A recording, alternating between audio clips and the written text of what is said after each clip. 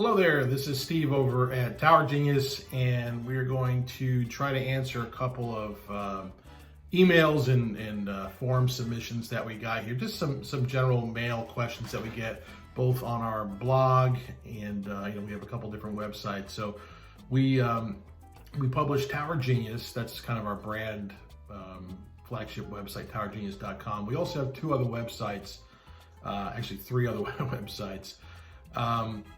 The oldest one that we published back, I guess it was the oldest one that we published we don't have anymore. We took that down. The one that we published in 2009 is cellphonetowers.com, and there are hyphens in between the words, so it's cell-phone-towers.com. And then a few months later in 2009 we published Cell Tower Leases. That's cell-tower-leases.com. So cellphonetowers.com and celltowerleases.com.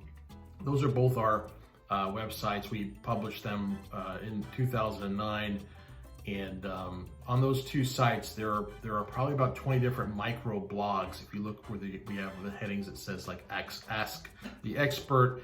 Gosh, there's got to be over 2,000 questions that people have asked over the years that we have answered, and people have commented on. So there's a lot of content there, a lot of information, probably too much information. I think that's where most of our competitors go for their training.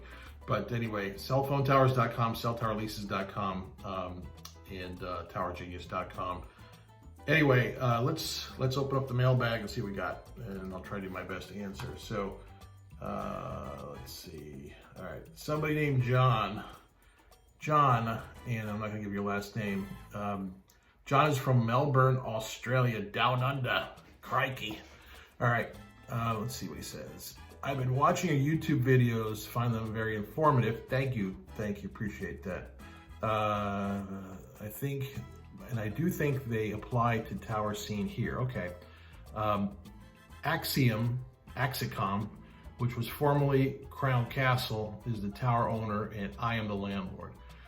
The new lease they are offering is 30% less than existing, with 2.5% annual escalations instead of the current 5%.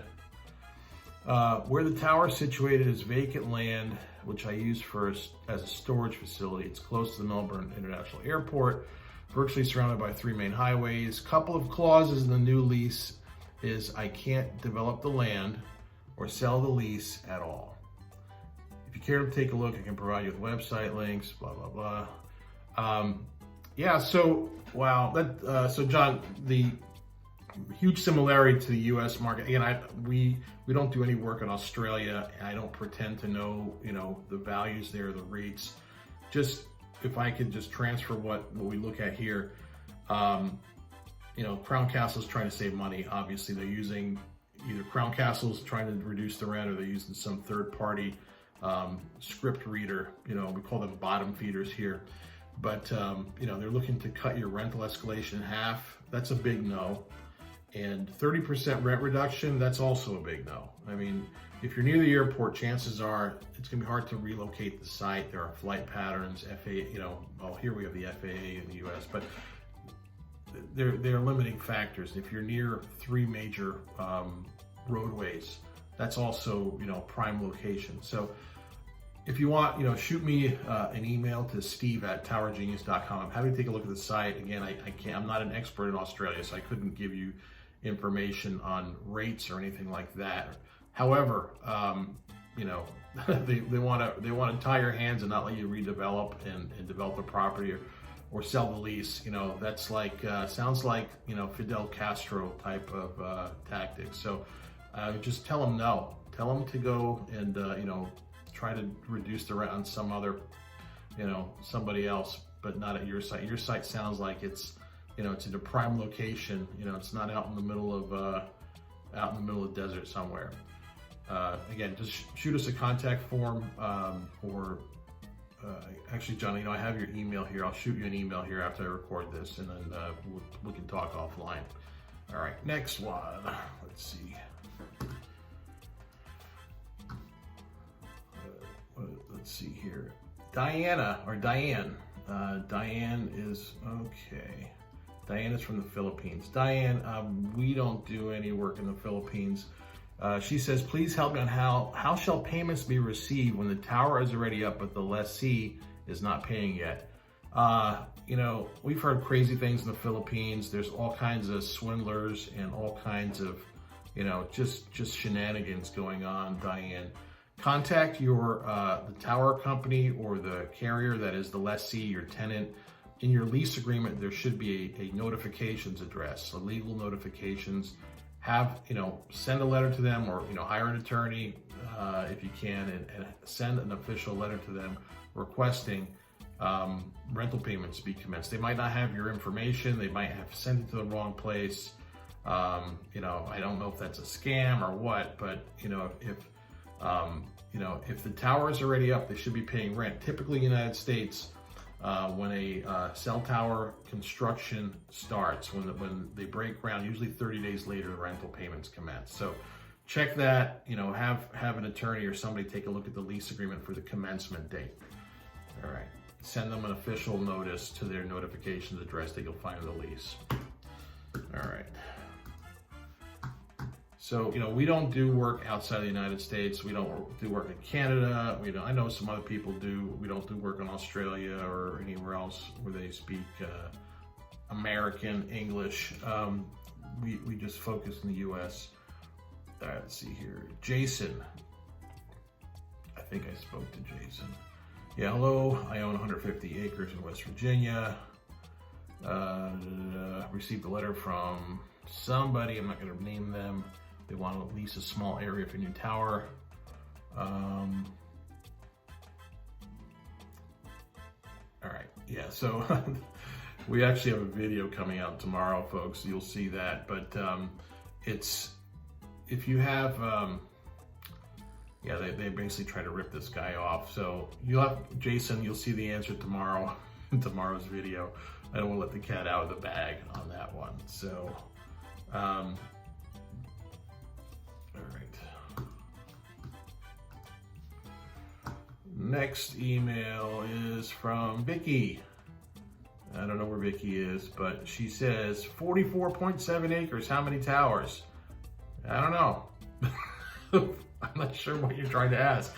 I think the answer, Vicky, is, you know, typically on one parcel, there's usually one tower, but you know, sometimes you drive by areas where you see 2 or 3 towers right next to each other. So typically it'll be one tower, and you want to have a deal structured so that you can have income coming in from tenant number 2, tenant number 3, tenant number 4. It's tricky if you have a rural site. Most of the times the carriers will not allow subletting, right? They want the right to sublet without paying you. So again, depending on the topography and the particular, I can't even say I need a coffee, but depending on the specific things of your site, the specific qualities, you know, if it's a flat piece of farmland with a bunch of other neighbors that have 10-acre parcels, you probably can't ask for too much. If you have a unique property that, you know, you are the oasis site, you're the only game in town, well, then you can ask for a whole lot of other things there, so you can get a better deal, typically. Also, if you're trying to get a tower, Vicky, like we have a sister website, because we get thousands of requests every year from people that want to get a tower on their property. Look, this is something that you could do on your own. You can go out and search for, you know, Google the top 100 tower companies in the United States. You'll find, I think wirelessestimator.com runs that. They have an active list where they constantly update it. Great website. It's like a classified ads for cell tower infrastructure. So you go to Wireless Estimator, look for the top 100 cell tower companies, then take that list and then, you know, Google them, look for them, and then look for a property submission page. And there they're going to ask for your name, your phone number, your email address.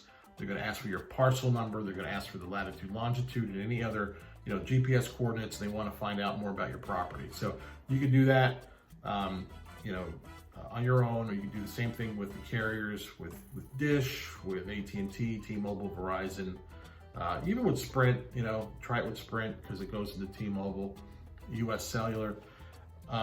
We have a sister website because people ask us for all this. They just don't have the time to do it. And we have one of our staff send these things in for a small fee.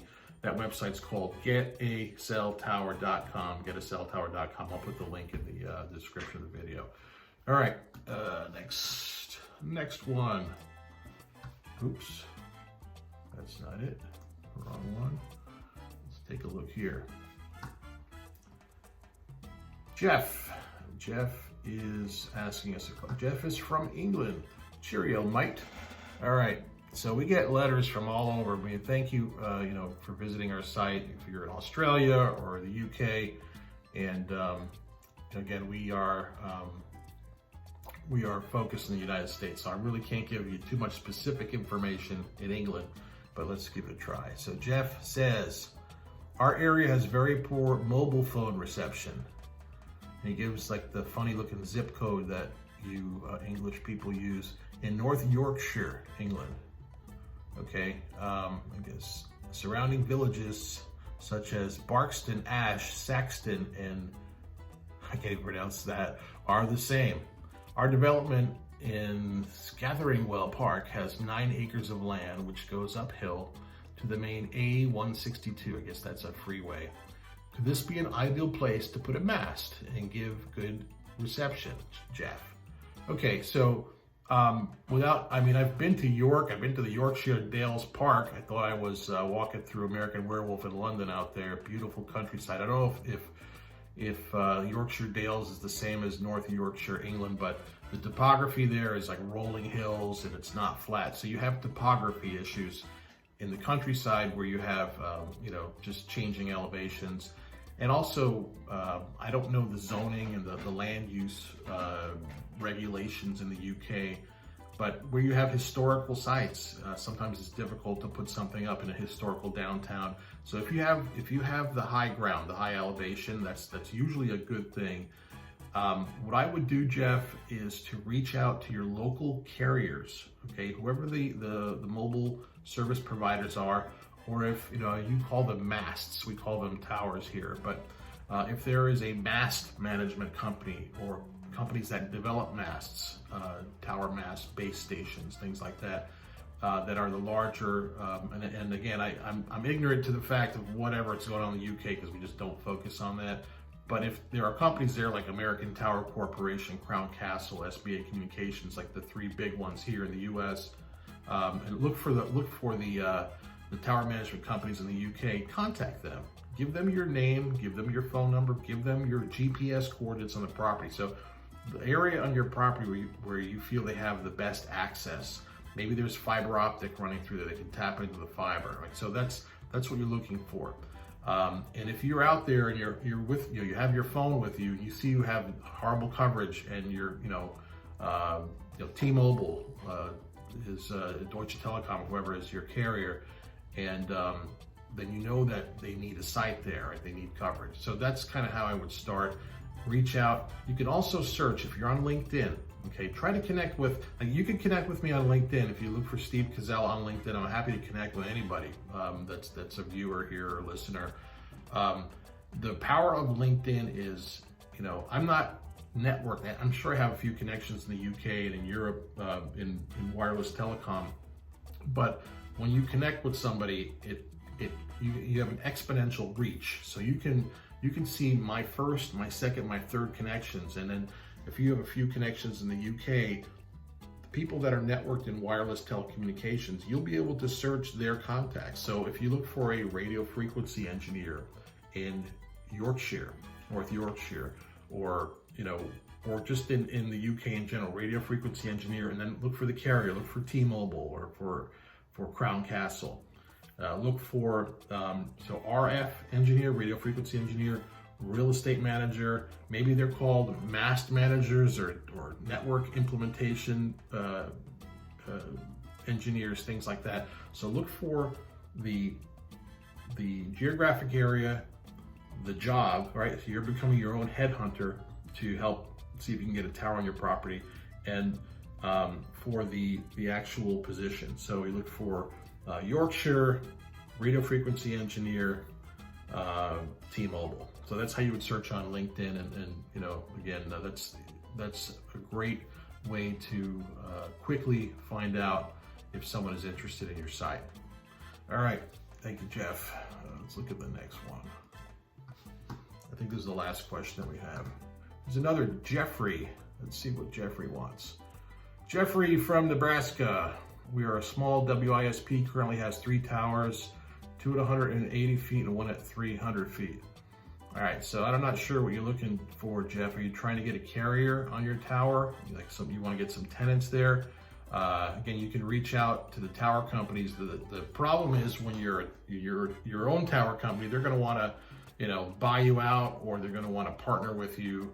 A lot of these tower companies, again, are you know, they're actually marketing. They take the carriers out on fishing trips and on golf trips to wine them, dine them, because they want their business. So you know, you could go to American Tower, Crown Castle, Vertical Bridge, SBA. You know, look again. I mentioned earlier. Go to Wireless Estimator and look for the top 100 cell tower companies in the United States, and start contacting those firms. Maybe they, you know, they'll do a deal with you and see if they can bring a carrier. Again, I'm not sure if that's what you're looking for. That's probably your fastest way to find out if there's an interest at your site. Okay, well, that was it for today. There's a video coming out tomorrow, and you might want to check that one out too. It's going to be a little shorter than this.